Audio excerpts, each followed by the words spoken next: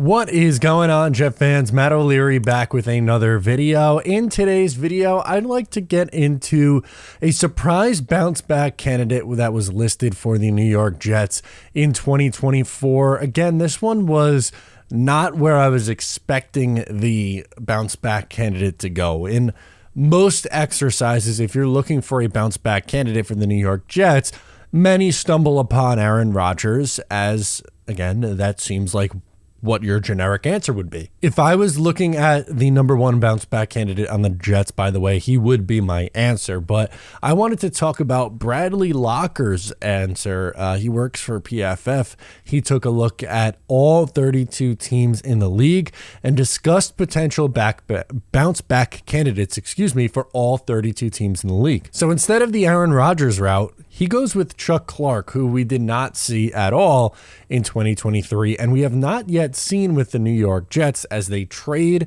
for him before the 2023 draft. They gave up a 7th-round pick. I was excited to see him as a part of this defense last year. Unfortunately, gets hurt in OTAs around this time last year and misses the entirety of the 2023 season. Here's the full quote.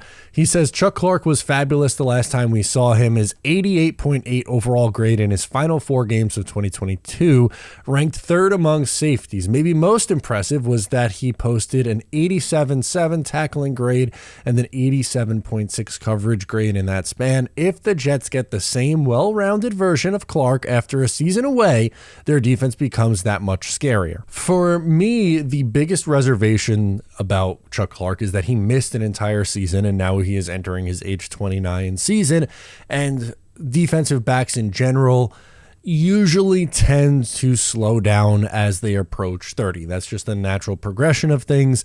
It's unfortunate. There are exceptions to the rule, obviously, at both safety and corner, of guys playing into their 30s, but more often than not, you get a little bit of a slowdown as things tend to go with the defensive backs at that age. And he missed an entire year away, so we don't know what he's going to be coming off the injury. There's a little bit of an unknown there with him, but overall, looking at it for Chuck Clark, I think if healthy, he's an upgrade over what they had at safety. In 2022, he started all 17 games, posted 101 tackles, 4 pass breakups. He allowed 2 touchdowns, a 102.2 passer rating, in coverage, a 69.2 reception percentage, and 237 yards allowed in a total of 679 coverage snaps.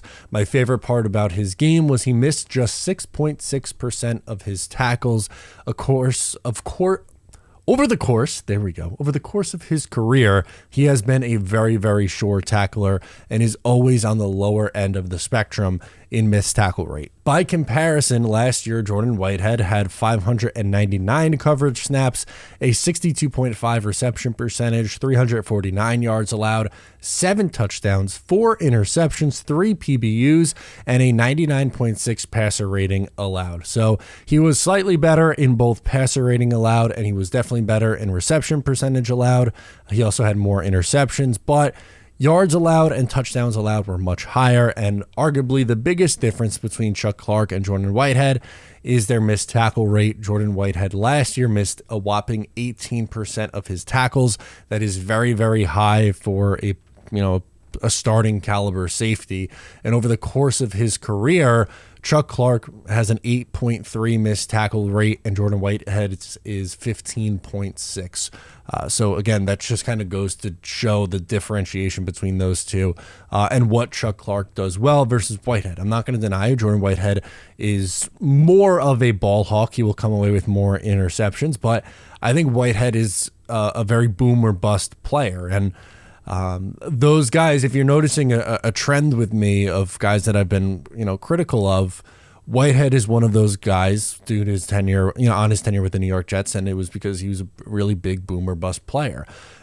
Same thing that I had with Quincy Williams early in his career and Ashton Davis early in his career. Both guys were very boom or bust players. The highs were really high, the lows were really low. For both Quincy Williams and Ashton Davis, the lows began to go away, and that raised the floor. They're much younger players than what Jordan Whitehead is, and Whitehead's, already an established veteran in this league. So you kind of, you know what you're getting out of Jordan Whitehead at this point. But again, it goes back to health. Is Chuck Clark going to be healthy for the New York Jets this year? If he is, I think it is no doubt an upgrade. Again, would I rank him over someone like Aaron Rodgers for the Jets' biggest bounce back candidate? I don't think I would. But Chuck Clark, I think, if healthy, is going to be a really nice piece on this defense. Let me know your thoughts down below in the comments. Once again, I am Matt O'Leary. Subscribe if you're new, and I'll catch you guys next time.